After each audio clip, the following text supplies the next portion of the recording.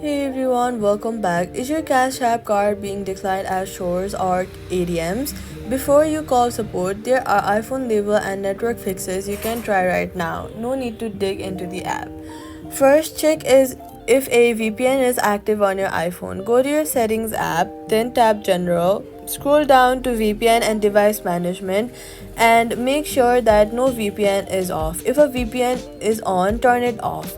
Cash App cards are verified against Cash App servers in real time, and a VPN can cause the card transaction to fail at merchant's terminal.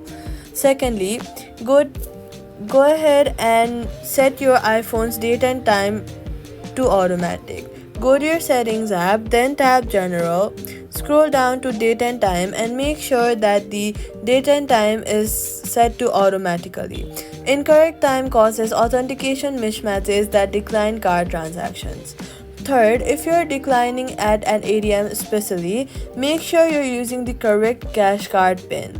This is set inside the Cash App. If you do not remember it, open Cash App, go to the card tab, tap cash card settings and then reset pin there.